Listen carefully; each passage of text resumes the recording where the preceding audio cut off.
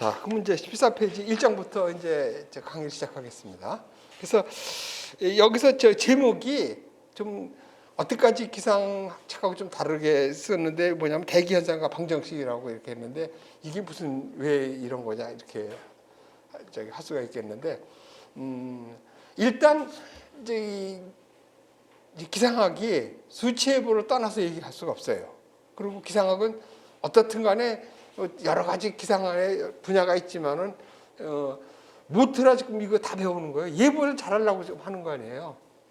기본이 예보를 잘하려고 하는 거라고요. 그래서 예보를 하기 위해서 우리가 관측을 배우는 거고 기후학을 배우는 거고 수치예보를 하고 뭐 이러는 거 아니에요. 그래서 그럼 예보를 하기 위해서는 수치예보가 근간에 대해서 얘기를 안 할 수가 없다는 얘기예요. 그리고 판도가 조금 달라졌어요. 그래서 그전에는 기상학이라는 것이 요즘 대기과학이라고 하고 그러는데 원래 기상학에서의 그 범주는 이 지표면서부터 위에서 이거 대기권이라 그래도 보통 뭐 오더 단위로 봤을 때 10km 배우는 이 대륙권 요 사이에서 일어나는 현상들을 연구하는 거예요. 기상이라는 것이 원래. 그래서 여기서 일어나는 현상들이 어떻게 좀 이게 기상적으로 해가지고 현상이 나오면은 그거를 우리가 눈으로 본다든지 소리로 듣는다든지 느낄 수 있는 거 그런 거를 갖다가 해서 물 현상, 뭐 먼지 현상, 뭐 빛 현상, 뭐 전기 현상 이렇게 해서 구분하고 있었잖아요. 그런데 아까 첫 시간에 얘기했죠. 우리가 기상하고 오케스트라 같다 그랬잖아요. 모든 거를 다 학문을 수용해서 예보에 응용할 수 있게끔 하는 거란 말이에요. 이러다 보니까 이거 갖고 안 되는 거예요. 고층대기가 영향이 미친다고요. 그래서 고층대기가 지금 여기서 이게 고층대기라고 하면은 어떻게 보면 이 고층대기야 여기에요. 그러면 이게 지구대기죠. 근데 저쪽에 태양이 있을 거 아니야. 그러면 태양대기도 있을 거 아니에요. 이게 맞나요? 그럼 여기는 태양대기일 수도 있고 지구대기일 수도 있잖아요. 그러다 보니까 진짜로 그래요. 대학원까지는 천문학 하던 사람이 태양대기 하다가 지구 고층대기를 해가지고 기상학 교수하고 있잖아요. 그렇게 학문의 범위가 넓어졌다는 얘기예요. 그래서 어떻게 돼요? 이제 기상은 우주기상이라고 그래가지고 이 범위가 넓어지고 있잖아요. 그래서 요즘 기상학이라고 하지 않고 대기과학이라고 이렇게 하는 얘기가 그래서 그런 거예요. 그래서 어떻든 간에 여기서 나오는 현상인데 그전에는 우리가 생각하기에 비가 오고 바람이 불고 막 그러면 거기서 생기는 건 줄 알고 됐지. 이게 무슨 방정식하고 무슨 관계가 있겠냐 이렇게 생각했었어요. 근데 지금으로부터 한 1900년대죠. 1900년대 이때 이때 노르웨이 학파라 그래가지고 유럽에서 기상을 이렇게 했던 그룹들이 있어요. 그 사람들이 그때 비조라 그래가지고 최고로 석학으로 치는 사람을 비아크니스라 그래가지고 우리 기상학에서 그 사람을 태두로 보고 있는데 또 아들도 기상을 했어요. 그래서 아버지 비아크니스, 아들 비아크니스 모르는데 이 아버지 비아크니스 이 사람이 뭐라 그랬냐면 기상 현상은 물리 현상으로다가 해서 물리를 표현할 수 있고 그러다 보니까 물리 현상으로 했다는 것은 수식적으로도 표현할 수 있다 이런 얘기를 했어요. 기상 현상이 그냥 단지 그냥 여기서 일어나는 이런 것이 아니라 유체가 이렇게 가고 움직이고 이런 것이라고 봐서 얘네들을 수학적으로 표시할 수 있다고 이렇게 얘기를 한 거예요. 이거 1900년대죠. 그래서 이 사람들을 노르웨이 학파라 하는데 그때 이제 저기압의 구조라든지 전선의 모양, 그다음에 저기압이 어떻게 해서 생기는지 파동설에 의해서 생기는 거 이런 것들을 다 확립한 거 벌써 100년도 넘은 그때 벌써 다 확립이 됐었어요. 그러면서 이제 비아크니스가 기상 현상은 물리 방정식으로 표현할 수 있다 이렇게 얘기를 한 거지. 그래서 이렇게 쭉 넘어가다가 1900년, 1920년쯤 이때가 같은데 몇 년인가? 맞아요. 1922년이네. 이때 이제 영국에 이 리차드슨이라는 사람이 있었는데 진짜 그럴 거면 한번 계산해 보자. 그래가지고 손으로 계산을 한 거예요. 그래서 저기 지금 저기 관측값들하고 주변 관측값하고 얘를 2를 만들어 가지고 얘가 쑥 해서 됐을 때 시간당에 어떻게 변할 것인지 해가지고 예보치를 냈는데 물론 그 예보가 원래 그 예보는 뭐야 아무리 저거 해도 모레 예보를 오늘이나 내일 내야지 모레 예보를 3일 뒤 4일 되면 그건 예보 아니죠. 그렇죠? 그 안에 내야 되잖아. 모레 예보라면 오늘 내일 안에 내야 되잖아. 근데 물론 그게 지났어. 그리고 또 오도가 기압을 했는데 한 오도가 틀렸다 그랬으니까 우리가 기압을 1000헥토파스칼이라고 보면은 얘가 1000헥토파스칼인지 100헥토파스칼인지 이렇게 틀렸다는 소리야. 리차드슨이 진짜로 유한차법을 이용해 가지고 수치적분을 쭉 해가지고 기압을 며칠 뒤 거를 계산을 해봤더니 틀렸다는 소리지. 그리고 그 예보 시간 안에 내지도 못했어. 그래서 그냥 뭐 틀렸고 나서 꾸겨버렸으면 끝날 뻔했는데 그렇게 했으면서 논문을 쓴 거야.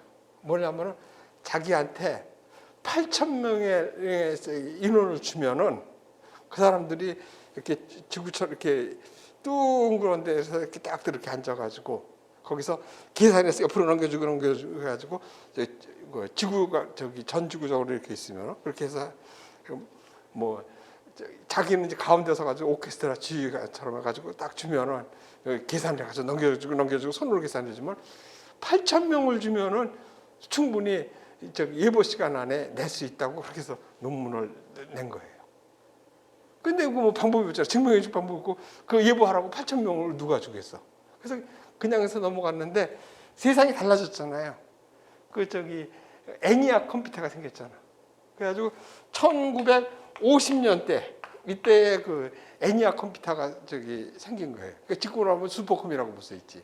그래서 컴퓨터가 이렇게 생기면은 테스트를 하고 뭐 이래야 되잖아. 그래서 자료가 제일 많은 게 인구 조사하고 기상 자료예요. 거기에 이용하는 거예요. 그래서 우리나라도 마찬가지예요. 처음에 정보 계산서가 생기면서 그때 유니버기라는 컴퓨터가 들어왔었는데 그거 갖고 한 게 뭐예요? 인구 조사한 거예요. 인구 센서스 하고 그 다음에 기상 자료 전부 전산을 한 거예요. 그때 1970년대서부터 해가지고 내가 80년대 때 기상청에서 그 자료들 전산하고 그때 했었어요. 그래서 그때 한 거예요. 그래서 이때 1950년대에 찬이라는 사람이 이제는 수작업으로 계산할 필요가 없잖아요. 그래가지고 유한차법을 이용해 가지고서는 방정식을 편분 방정식으로 바꾸고 그 편분 방정식을 유한차법을 이용해 가지고 500헥토파스칼의 수납대기에서 유용한 요 높이를 말하는 거지. 등고선 높이. 그러니까는 예상 일기도를 만들었다는 소리예요. 500헥토파스칼 일기도에. 유용한 가치로 해야 되는 거예요. 그게 1950년대에서 그래서 수치예보가 성공한 거예요. 그래서 1950년대에 이게. 그래가지고 미국을 중심으로 막 이쪽으로 연구를 많이 하고 그러면서 컴퓨터 질이 점점 좋아지고 그러면 전부 계산량이 점점 빨라지고 그래가지고 막 좋아지다가 1970년대에 일본에서 수치예보가 시작됐지. 그리고 우리나라에서는 1980년대에 이제 직제가 없으니까는 기상청에서 수치예보반이라는 게 생겨가지고 거기서 각 과에서 좀 컴퓨터 좀 하고 역학 좀 아는 사람들 모여가지고 만들어가지고 수치예보반을 만들어가지고 그러니까 직제에 없는 그렇게 하면서 수치예보를 연구해가지고 미국에 있는 MM4라는 그 모델을 들어와가지고 이 5를 이렇게 개조하면서 우리나라가 층도 높이고 해서 굉장한 오히려 펜실베니아 주립대학에서 만든 건데 뭐라 그러나 그 시험 모델을 갖다가 상용 모델로 우리나라가 오히려 더 만들어준 거지 수치예보반들이. 그래가지고 이 모델을 써가지고 우리나라에서 모델이 시작된 거예요.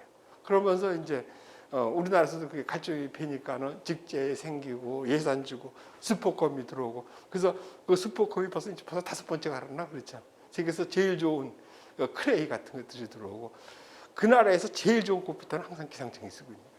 그래서 지금 이렇게 발전했어요. 그래가지고 이 컴퓨터가 수치해보를 이렇게 하면은 지금 우리나라가 뭐 이렇게 있다 그러면 이쪽에서 이렇게 이건 제한구역 모델이라 그래. 그러면 이 경계치 문제가 항상 생기거든요. 그래서 이거를 하려고 그러면은 전고 모델에서 싸워야지 돼. 그러면 이거 이 경계치가 없잖아요. 그래서 이 전고 모델을 돌리려면 이건 진짜 슈퍼컴이 있어야 되고 굉장히 힘들단 말이에요. 그래서 이런 모델을 돌릴 수 있는 나라, 전고 모델을 돌릴 수 있는 나라가 13개밖에 없어요.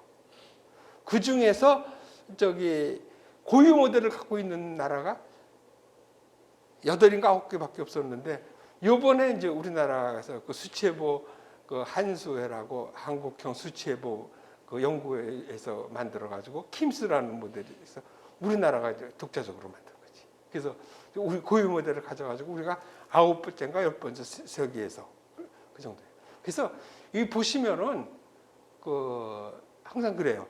뭐 헬리콥터나 뭐 비행기 만들 수 있는 나라 10나라가 안 돼요. 모든 것들이 그 안에 드는 거예요. 그러니까 뭐 세계 10대 안에 드는 거예요. 다 그런 것들이.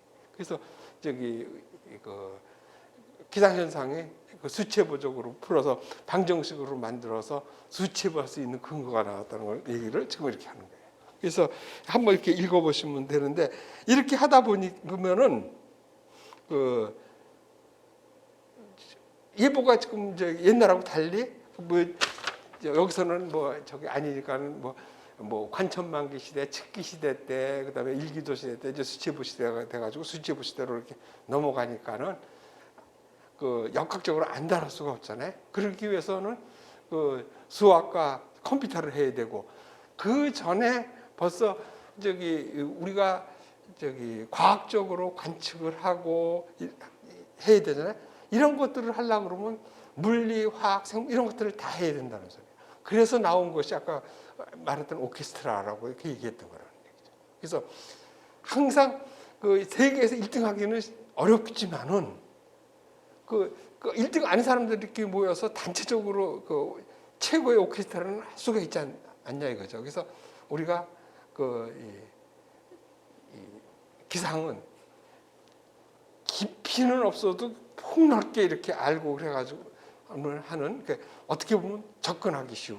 그래서 내가 진짜 뭐 수치해보나 뭐 이거 그 분야 안 하면 되잖아요. 위성 같은 거 하시면 되고 복사 같은 거 하시면 되고. 그래서 일단은 그냥 들어가신 다음에는 그 안에 가서 하는 거고, 일단은 들어가기만 하면 된다. 그래서 그거 들어가기 전까지 기본만 하면 되는 거 아니에요. 그래서 우리가 수학의 기본이 되는 거, 또 그 물리의 기본이 되는 거, 그거를 여기서 가르쳐 주겠다는 얘기. 그래서 그 정도만 하자. 그래서 여기서는 어느 정도만 하면 되냐? 고등학교에서 아주 기본만 정도만 하면 된다. 그다음에 우리가 기상청에 들어가서 전부 수치해보반에 수치해보과에 들어가서 미적할 거 아니잖아요. 어떻게 보면 미분적분도 필요 없어요. 그냥 미분적분 원리만 하면 돼요. 그래서 그런 거 기본, 특히 삼각함수 같은 거 지금 모르잖아. 삼각함수는 너무 골치 아프잖아. 다 필요 없어요. 그것도 특수강 몇 개만 하시면 되고 그래. 그래서 내가 아까 쉬는 시간도 얘기했지만은 기상청에 있으면서 강의도 하고 뭐 이래가지고, 특히 기상기사는 초창기 때 거진 거는 한 40년 정도 문제를 다 갖고 있다고요.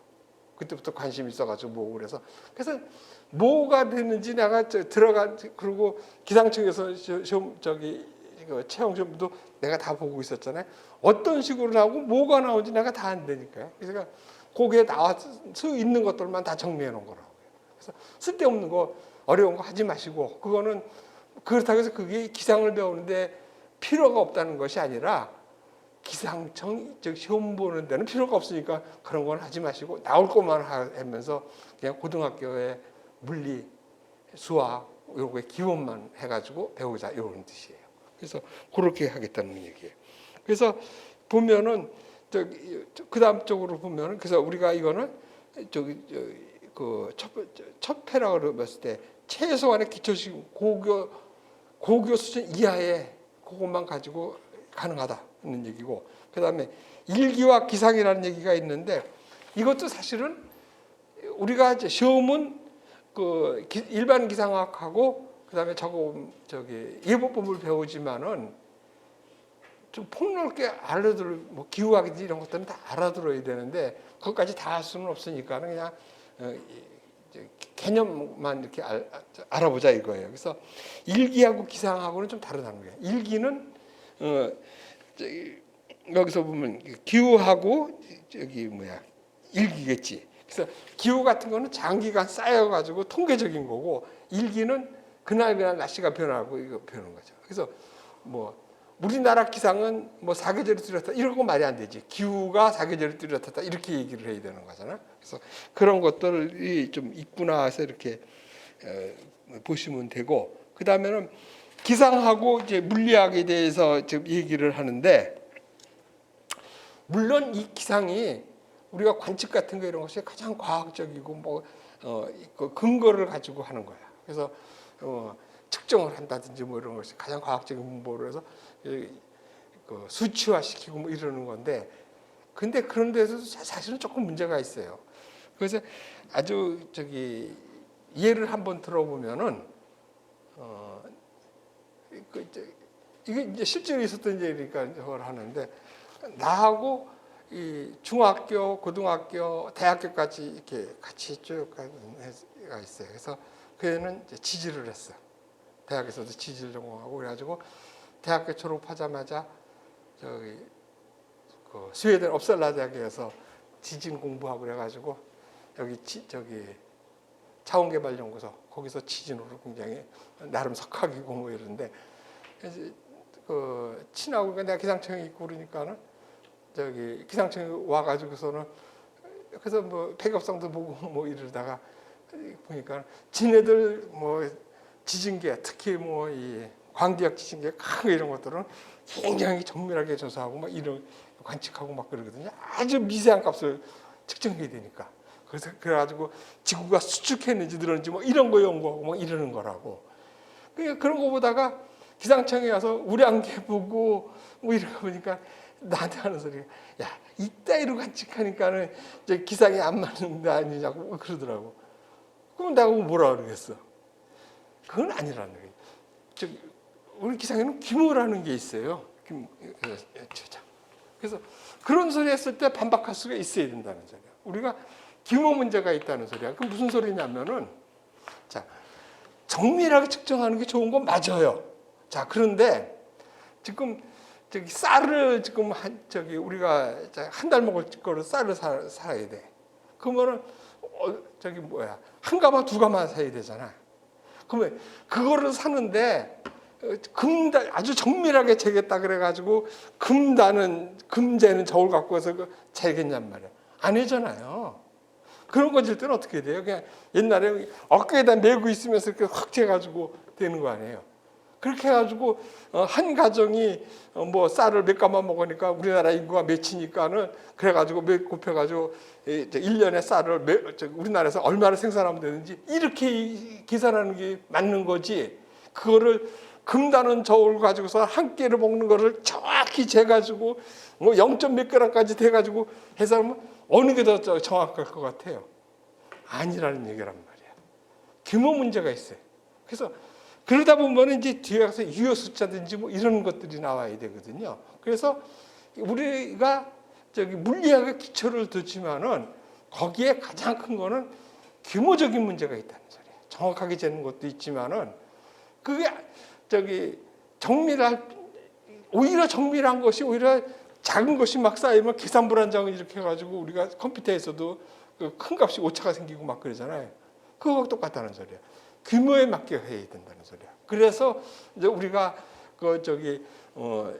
나는 이제 그거를 이제 앞으로 이제 배울 거예요. 이렇게 되면은 이렇게 나눠가지고 여기를 중소규모, 여기를 중간규모, 여기를 저기 그 행정기모 뭐 이래가지고 이렇게 해서 여기는 뭐 권총을 쏘는 거, 여기서는 뭐 미사일을 쏘는 거, 저기 대포 쏘는 거, 미사일 쏘는 거 이런 거 기모를 갖고 따져야 된다는 소리. 그래서 미소기모 중에서 가장 큰 것이 뭐 태풍이다. 여기 우리가 말하는 예보를 종강기모다 이런 거를 나중에 가서 배우기로 하고 이렇게 해서 규모가 엄청 중요하다는 거를 알아야 된다는 뜻이. 그래서 그런 얘기예요. 그러다 보면은 이제 우리 기상을 이렇게 나하고 배우게 되면은 이제 약속을 조금 해야지 돼. 뭐냐면은 우리가 어떻게 돼요? 이게 백목이라 그러면은 얘를 반뚝 잘라도 백목이죠. 크게 작아졌을 뿐이지. 또 잘라도 백목이고. 계속 자르다 보면은 분자가 될 때까지는 이게 백목이라 하잖아요. 근데 그거에서 더 자르면 백목 아닌 게 되잖아. 그 저기 원소로 들어가 버리면은. 그렇듯이 우리가 지금 여기 공기가 있어요. 이 공기를 반뚝 잘라가지고 이 공기나 마찬가지죠. 또 자르고 막 그래. 그래서 무지무지하게 잘라서 이렇게 작아진 거 이걸 갖다가 이거 어떻게 보면은 내 빗소리는 아니라는 소리야. 이거는 저기 홀튼 역학책에도 나와 있어. 이걸 갖다 대기 연속체라 그래. 이 컨티뉴엄이라고도 하고 그러는데 얘가 가는 것이 그러면 얘가 지금 이렇게 가서 이렇게 흘러갔잖아요. 그러면 얘가 지금 어떻게든 이렇게 갔다 그런 거는 이게 연속적이어서 갔다는 거 아니야. 연속적이래야지 미분이 가능한 거죠. 불연속이 생기고 미분이 가능하지 않지. 그래서 얘가 가는 동안에 어떻게 변하느냐 해서 가서 이 변화율만 가지면은 변화율만 알면은 그러면 여기서 얘의 값들이 온도, 습도 기본적인 게 뭐야? 우리가 PVT로 계산하거든. 압력하고 볼륨하고 온도만 얘를 가지고 얘를 성질을 규명하거든. 바뀌는 거지. 그러면 이렇게 돼서 바뀌는 거를 갖다가 이가 연속적이 되니까는 미분이 가능하다는 소리죠. 미분이 가능하면은 적분이 된다는 소리지. 그건 뭐냐면 우리가 어떤 뭐 이렇게 된 게 내가 있으면은 여기서부터 여기에 변화율을 따지면 이렇게 되는 거 이거 변화율을 구하는 거잖아. 근데 이거는 어떻게 돼? 얘를 순간으로 좁히면 얘가 쭉 좁히면 여기서 같아져 가지고 요 변화율을 알면은 그래서 이 순간 변화율을 알면은 거기에 가지고 시간만 곱해지면은 우리가 미래치를 하는 거잖아. 그러니까 지금 무슨 소리냐면 여기서 돌을 딱 떨어뜨리면은 여기 떨어지는 운동 방정식을 하면은 그게 저기 변화율이잖아. 거기서 시간만 곱해버리면은 얘가 여기 있다가 다음에 어디 가고 다 알 수 있잖아요. 그렇죠? 그러니까 관측이 잘 되면은 그 관측값을 가지고 거기서 순간 변화율을 그려가지고 미래 값을 알 수 있다는 뜻이에요. 그래서 그런 개념을 가지고서 하는 것이 그 이제 우리끼리 이제 약속을 하는 거예요. 이런 거 갖다가 우리 대기 연속체라고 그러고 이런 거를 가지고 하는 거다. 그리고 이런 것이 또 있어요. 이제 저기 그때 가서 하겠지만 아까 얘기하다 만 거. 지금 대기 중에 눈에 보이는 그 수증기하고 눈에 안 보이는 기체하고 있잖아요. 그러면은 지금 이 공기가 이렇게 뭐 이제 일몰이라는 거 아직은 모르겠으니까 그냥 놔둬봅시다. 이만한데 공기가 이렇게 있어요. 자, 그러면 공기가 여기서 이렇게 있다고 치면은 우리가 균질대기라고 그랬잖아요.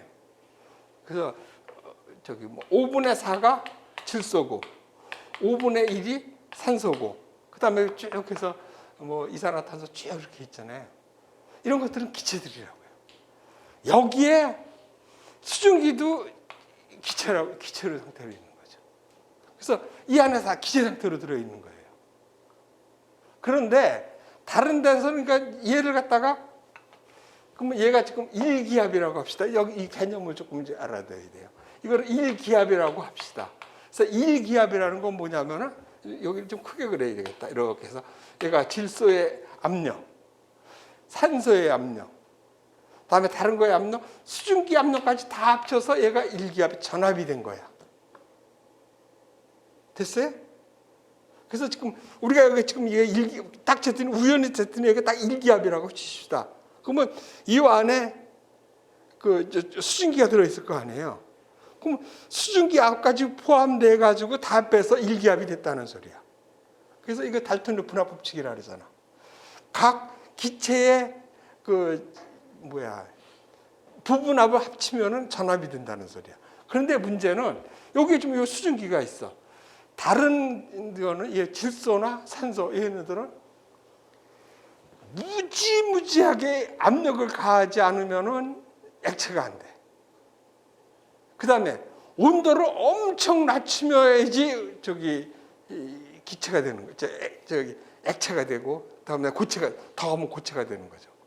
그래서 질소를 갖다가 질소보다도 적어내. 이산화탄소를 엄청 압축하면 드라이 아이스가 되는 거 아니야. 그냥 놔두면 걔가 승화돼 가지고 이산화탄소가 되는 거 아니야. 똑같아요. 근데 자, 여기 다른 거는 얘나 여기 산소나 얘는 어마어마하게 압력을 주거나 아니면 온도를 엄청 낮춰야지 액체가 되는데, 이 수증기 요거 H2O는 뭐야? 조금만 압력을 줘도 물이 되고, 그러면 이 성질이 달라지잖아. 또 온도가 조금만 낮아져도 액체가 되는 거예요. 그래서 그게 없나요? 그래서 아직은 이제 알겠지만 앞으로 이제 그리면서 이런 것들을 익숙해져야지 돼.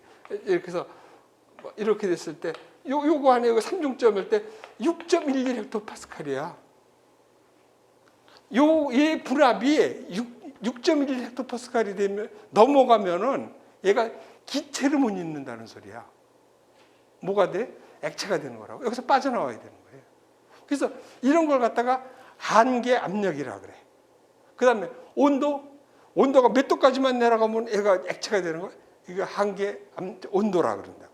그래서 이 액체는 이 수증기는 인계 온도가 높고 인계 압력이 낮아가지고 쉽게 수증기가 되는 거야. 그래서 수증기가 액체가 되는 거라고. 그럼 물방울로 있어야 된다는 소리지. 좀 이해가 조금 안 돼요?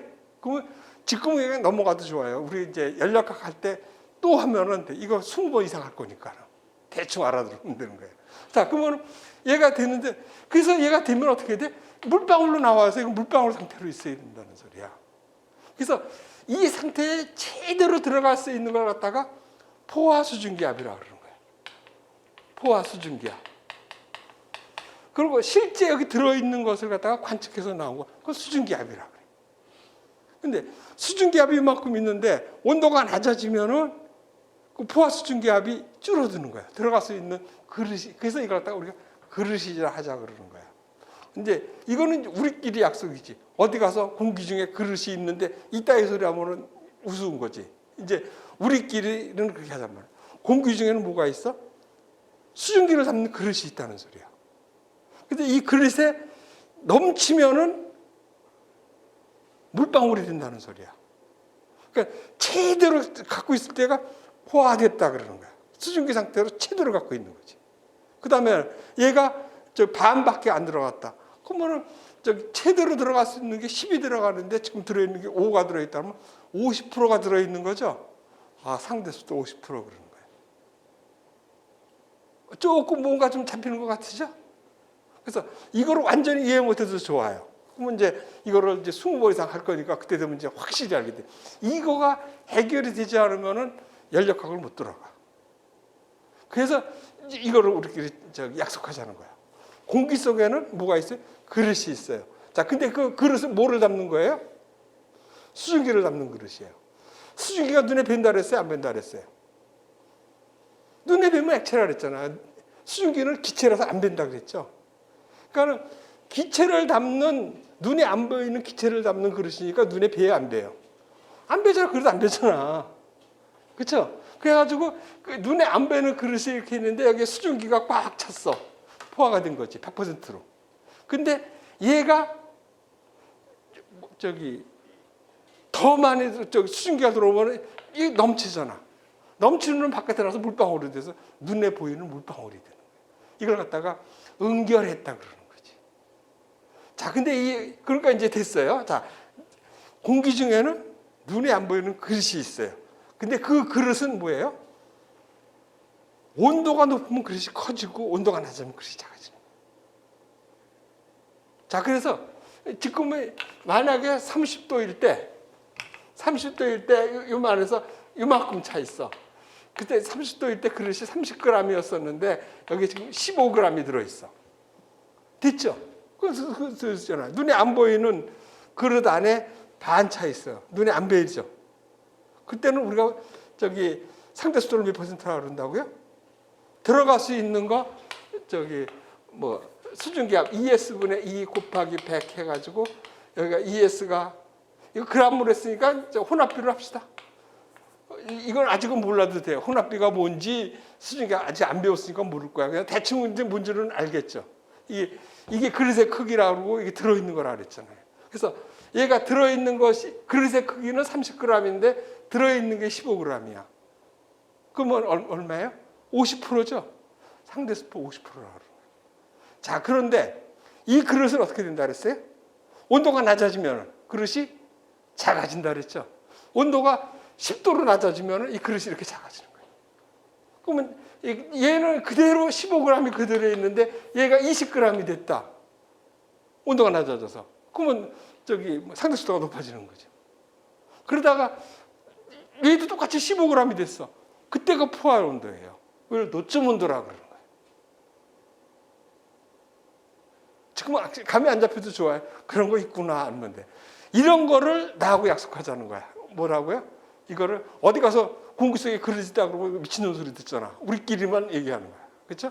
이 공기 속에는 저기 수증기를 눈에 보이지 않는 수증기를 담는 그릇이 있는데 그 그릇은 어떻다고요? 온도가 높으면 그릇이 커지고 온도가 낮으면 작아진다는 거예요.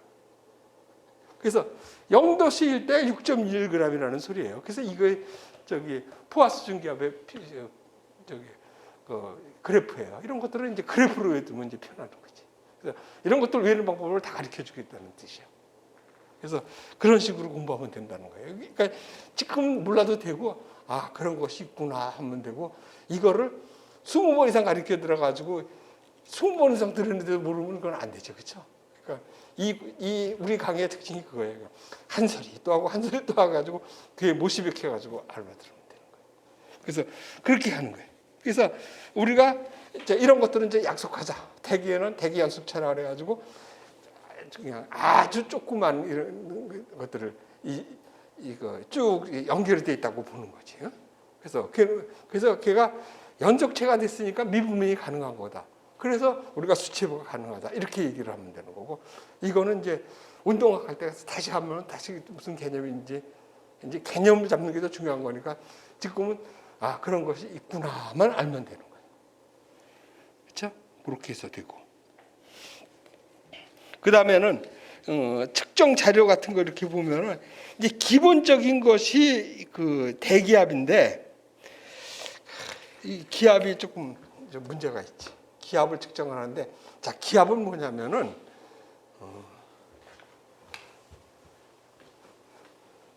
우선 뭐 토리첼리가 돼가지고 뭐 저기 수은이 이렇게 있는데 여기다 이렇게 수은을 거꾸로 담아가지고 이만큼 내려와가지고 이게 76cm가 돼가지고 그 76cm를 갖다가 우리가 1기압이다 했다 뭐 이런 얘기는 그때 가서 또 할 때 가서 다시 배우기로 하고 약간 공기의 무게라고 생각하면 돼. 그래서 어디냐면은 지표면에서의 그 사방 이게 지금 우리가 지금 저기 또 단위 아직 안 배웠는데 단위를 MKS 단위하고 CGS 단위가 이렇게 있는데 우리 기상학에서는 일단 MKS 단위, MKS 단위 얘를 실용적으로 쓰는 얘를 쓰는 거야. 이거는 작은 값을 가지고 이렇게 뭐 역학적인 옛날 고전 역학 했을 때 그 뭐 추가 움직였을 때 뭐 속도 구하고 뭐 이런 거 할 때 쓰는 거고 실용적으로 쓸 때는 MKS야. 그래서 M이 뭐냐면은 그 길이를 미터로 표시하겠다는 소리야. 그리고 K는 무게를 킬로그램으로 표시하겠다는 뜻이야. 그 다음에 그 S는 시간이야, 초야. 그리고 이거 CGS는 똑같아. 이거는 센티미터 그램이야. 그리고 이 초는 똑같아. 그래서 이렇게 이 단위계를 이런 걸로 쓰겠다는 얘기야. 그래서 단위계 할 때 하기로 하고 아 그런 거 있구나. 그래서 물리에서 기본이 되는 것은 길이, 무게, 시간이구나 이렇게 알면 돼. 거기에 이제 온도라는 것이 이렇게 있는데 거기는 쓸 수도 있고 안 쓸 수도 있고 뭐 그래. 그래서 그거는 그때 가서 하기로 하고. 약간 이런 거를 그 측정을 하는데 문제는 이 예를 들어서 저기 MKS 단위로 보면 사방 1m 자승에 여기에 대기 상황까지의 공기 무게라고 생각하면 돼. 총 무게. 그래서 저기 파스칼이라는 것은 원래는 저기 옛날에는 뭐 미리바라는 거 쓰고 그랬었어요. 근데 저기 그 요즘 와서 이제 근대 물리로 이거 얼마 안 돼요. 한 아유 뭐 벌써 그래도 4, 50년 됐어요. 내가 얼마 안 된다고 하는 게 미리바 이렇게 쓰다가 무슨 단위겠든지 이렇게 쓰면은 그거를 처음 창시하거나 처음 그 쓴 사람 또는 그 개념을 만든 사람의 이름을 기리기로 한 거야. 그래서 우리가 쉽게 말하는 와트니 뭐 이런 거 또 뭐 그 다 사람 이름이에요. 그 줄이라든지 그 다 사람 이름이에요.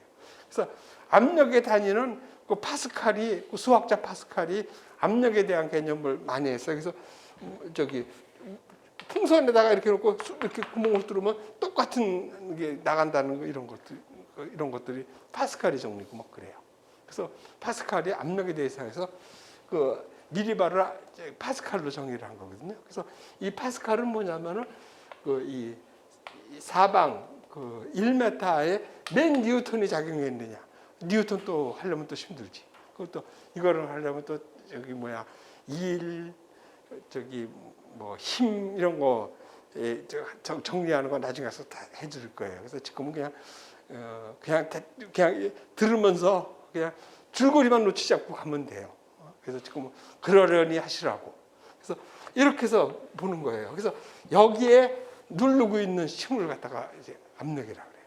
자, 그래서 재는데 자, 문제는 여러분이 지금 계산을 해봤다니까 아실 거야. 우선 서페이스 일기도라 그러면 뭐야?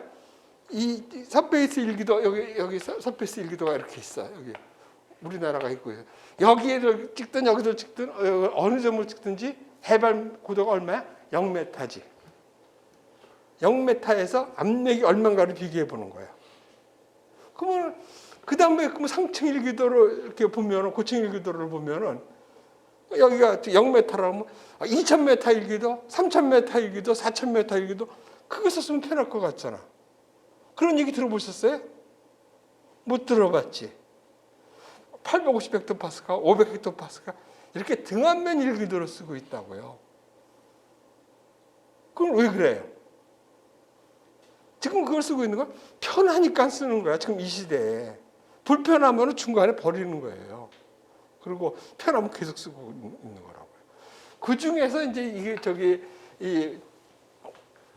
여기 쓰는 이유가 뭐냐면은 만약에 지구가 또 완전히 동그랗다고 치고 그다음에 회전도 안 해. 그다음에 온도가 똑같아 어디나.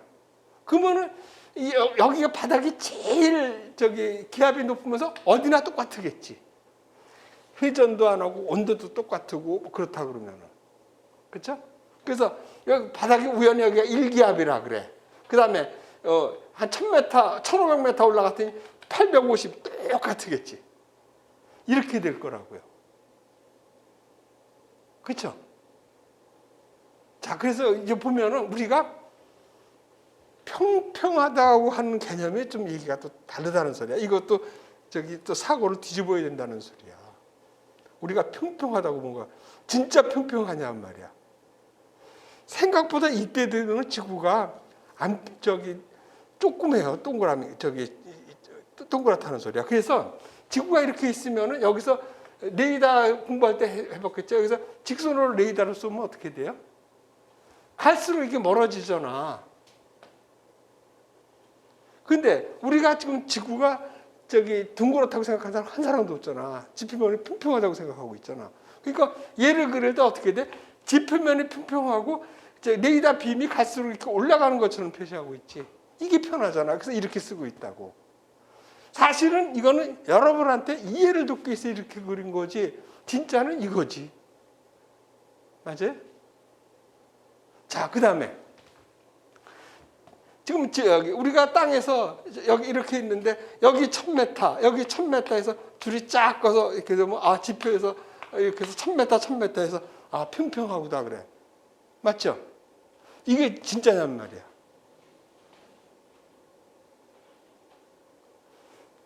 지구가 의외로 지금 보세요. 이거 계산도 돼요. 이거 지구가 이렇게 있는데 이거 얼마밖에 안 돼요? 6,400이에요. 6,400km. 맞죠? 그 다음에 우리가 기단이라든지 고저기압 보려면 2,000km를 보고 있는 거죠. 뭐 2,000km? 2,000km? 1,000km라고만 해도 좋아요. 뭐 요게 6분의 요 정도일 거 아니야? 요렇게 됐다는 소리 아니야? 그럼 이걸 보고 우리가 지금 보면은 이렇게 되면은 이 높이가 이게 차이가 있잖아요. 그러면 얘를 요렇게 그리면은 요 점이겠네. 요렇게. 요 높이. 그쵸? 이게 차이죠. 자, 그러면은 얘 좌표는 어떻게 해? X자승 플러스 Y자승은 6,400의 자승이겠죠. 그쵸? 그러면 어떻게 돼요? 얘가 지금 요거 2,000km니까 요거 1,000km 왔다고 칩시다. 그럼 X는 1,000km 자승이겠지. 플러스 요거는 뭐 Y 자승이라고 그러고. 그래가지고 얘는 6,400의 자승에서 얘 자승에서 루트 풀어버리면은 요 높이 나오고, 그럼 6,400에서 얘 빼버리면 요 높이 나오잖아. 그쵸? 맞잖아요. 저기 X자승 플러스 Y자승이 저기 원의 공식이잖아. 그럼 이거 대충 계산해봤더니 75km 나와. 얘가 저기 1,000km 가면 여기에 75km가 떨어진다고요. 그런데 우리가 지금 아직은 안 배웠는데 이 100km 떨어져 차이에 이게 특성값이라 그러는데 정관 특성값이 얼마냐면은 100km 떨어졌을 때 보통 4헥토파스칼 차이가 나요. 기압 차이가. 그러면은 4헥토파스칼이면은 이게 30m예요. 이것도 계산을 뭐 뒤에 가서 배울 거예요. 그러면은 1000km라 그랬잖아요. 그러면 얼마야? 300m야. 기압 차이는 오히려 1000km 떨어졌을 때 높이가 저기 300m밖에 차이 안 나요. 근데 얘가 직선으로 오면 여기 75km가 차이가 난다고.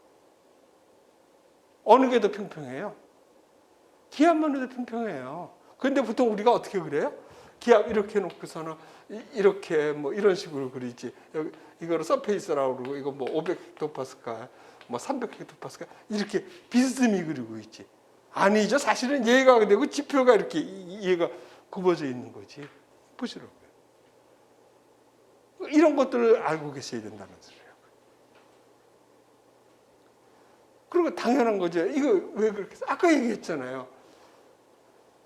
지표 등압면을 중심으로 한 것이 맞죠. 아까 그랬잖아요. 이거 지구가 돌지 않고 온도가 똑같다 그러면 얘는 높이가 일정하게 딱딱 그냥 맞을 뻔했지. 근데 지구가 회전을 하고 그러니까 유체가 돌잖아요. 그러니까 기압차가 생기는 거고 또 온도 차이가 생겨가지고 얘가 차이가 나는데 그렇게 차이 나봐야 100km에 4헥토파스칼밖에 차이가 안 난다고요.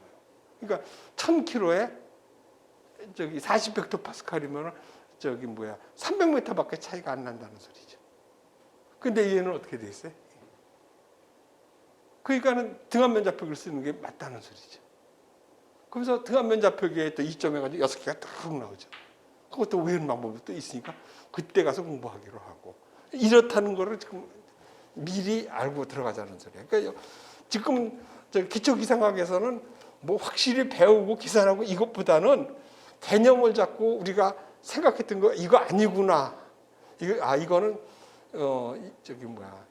여러분들의 이해를 돕기 위해서 이렇게 설명을 했구나. 이거를 알아두는 것들이 앞으로 공부하는 데 도움이 된다고. 그래서 어떻게 보면은 전공한 학생들도 사실은 이거 들어보는 게 더 좋을 수도 있어요. 그래서 그런 것들을 좀 얘기해서 여기까지만 하고 조금 쉬었다가 합시다.